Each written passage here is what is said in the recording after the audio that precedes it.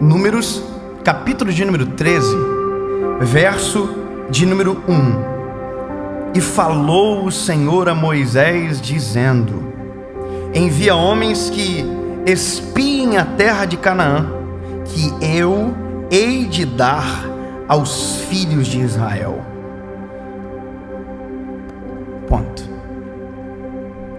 A forma de Deus conduzir a história do homem, ela sempre está apresentada ou expressa através de mensagens proféticas, na sua grande parte, que antecipam os planos de Deus.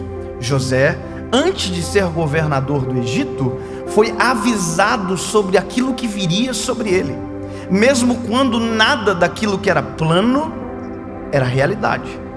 Então Deus sempre, de maneira poderosa, nos prepara para viver os seus planos. O que eu vivo hoje, eu sou avisado pelo Eterno desde quando eu era menino. Deus já falava comigo sobre isso aqui. Obviamente que quando Deus falava para mim sobre isso aqui, não me parecia real, porque a distância atrapalha a noção de realidade. Então, obviamente, há uma dificuldade gigantesca no ser humano entre aproximar aquilo que é divino, o plano divino, daquilo que verdadeiramente vai acontecer. O problema é que no meio de tudo isso entram as opiniões. Quando nós apresentamos, principalmente quando a gente fala alguma coisa, as opiniões são variadas. Todo mundo quer dar uma opinião sobre aquilo que vai acontecer. Todo mundo quer falar alguma coisa. Já parou para perceber? Todo mundo tem uma opinião para dar sobre alguma coisa que você está vivendo. Já parou para perceber que a internet virou um reduto de opiniões, de respostas que ninguém perguntou? Que todo mundo quer dizer o que pensa sobre aquilo que ninguém quer saber. E veja, o problema disso é que quando a gente pega informações erradas para administrar o nosso coração, a gente esquece daquilo que é primário sobre nós, a voz de Deus. Quando a gente administra as informações que recebe de maneira errada, a gente oculta aquilo que Deus planejou para nós. A gente vira um empecilho para aquilo que era para a gente ser e viver. Veja, olha só. Deus, ele fala com Moisés: Moisés, envia 12 espias, um de cada tribo, para a terra que eu hei de dar. Eu quero que você grave isso. Moisés manda 12 espias, um de cada tribo, para a terra que eu hei de dar. Há uma dúvida se ele vai dar, sim ou não? Não, porque ele falou: eu vou dar. Então os espias não é para saber se Deus vai dar a terra ou não, é para saber como é a terra. Mas Deus também já havia falado sobre a terra. Olha, a terra que emana leite e mel, Canaã. Então os espias tinham uma função: olhar a terra, voltar e dizer: olha, a terra é assim, é dessa forma, a temperatura, o solo, a plantação, é isso aqui. Essa era a missão dos espias. Aí os 12 espias saem, entram em Canaã, e quando voltam os 12, 10 com uma notícia, 2 com a mesma notícia, carregado de um outro tipo de pensamento. Olha que interessante. Os espias chegam e 10 deles dizem: olha, verdadeiramente a terra emana leite e mel. A terra é boa. Ninguém perguntou. Até aqui, tudo isso aqui, não, a terra emana leite e mel. Isso. Agora, olha o que eles dizem. Mas tem o seguinte: lá tem os homens da tribo de Anak, descendentes, os gigantes. Nós não vamos vencer esse gigante, é impossível. E o povo já estava tudo assim ouvindo. Ei, meu Deus do céu, nós nunca vamos entrar nesse lugar. Esse lugar é horrível, nós nunca vamos conseguir. Por que nós não morremos então no Egito? Por que não deixou a gente lá? Olha só, 10 péssimos condutores de informação arrebentaram com uma promessa que Deus tinha feito para Moisés e para o povo.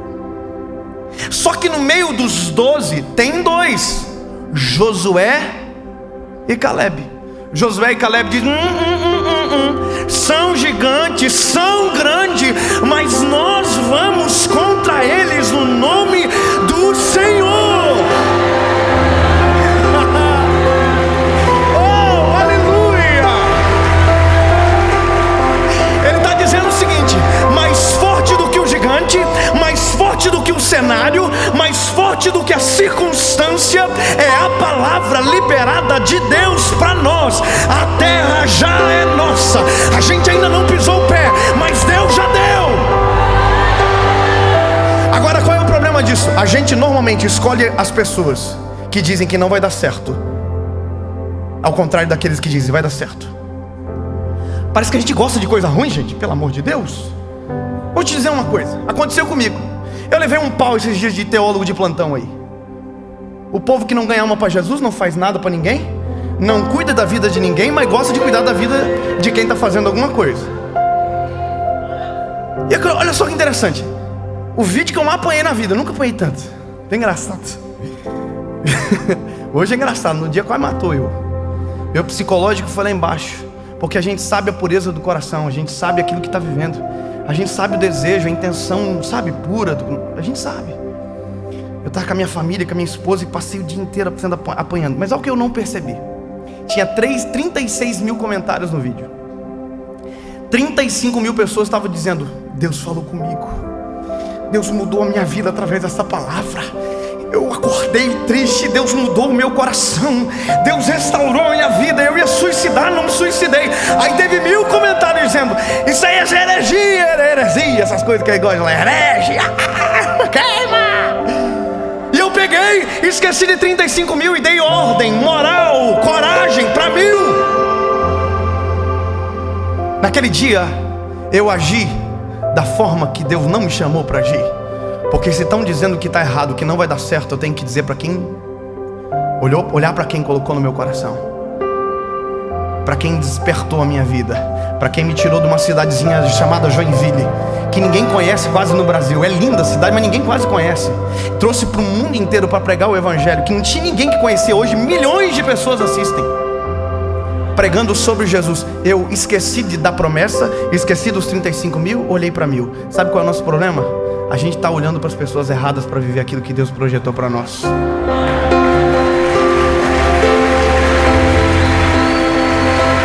Vou te contar uma coisa. Um amigo meu foi abrir um negócio uma vez, um estabelecimento, e perguntou para alguém que eu conheço muito bem. Ele apresentou um plano de negócio para uma pessoa que não estava nem sabendo do negócio. Mas quando ele terminou de apresentar o plano de negócio, a pessoa que estava ouvindo tudo aquilo que eu vi disse: isso não vai dar certo. Pensa um rapaz pessimista. Isso não vai dar certo. Não abriu, mas já não vai dar certo.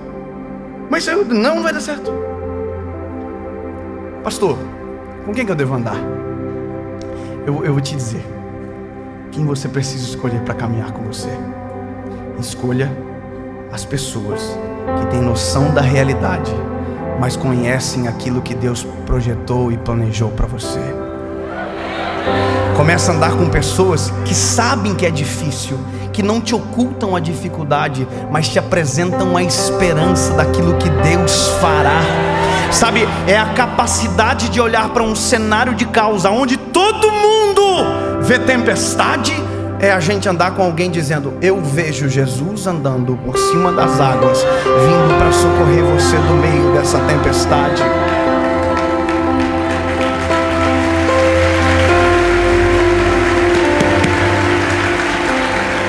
Sabe o que é legal? É que por mais que as pessoas dizem: ai, não pode ter motivação, o evangelho não é motivação, isso aí é uma coisa de... Quando Jesus diz tem de bom ânimo, Jesus diz desanima. Então peraí, então Jesus era um pregador, era um coach, e eu odeio Jesus agora. Tem gente que é assim, sabia? Mas deixa eu te dizer, o que Jesus fez? Todas as vezes que Jesus interagiu com a gente, a humanidade foi impulsionada para chegar mais perto dele. E quanto mais perto dele nós chegamos, mais perto da divindade a gente está, e mais parecidos com Ele nós nos tornamos. Agora olha que coisa maravilhosa isso daqui. Moisés olhou para os meninos e disse assim: tá bom, 2 disseram que vai dar certo, 10 vai dizer que não dá. O povo está dizendo assim: não vai dar certo. Quem acreditou que não ia dar certo nunca entrou na terra prometida. Nem Moisés entrou na terra prometida. Sabe quem foram os únicos que entraram na terra prometida dessa geração? Quem olhou e disse: vai dar certo.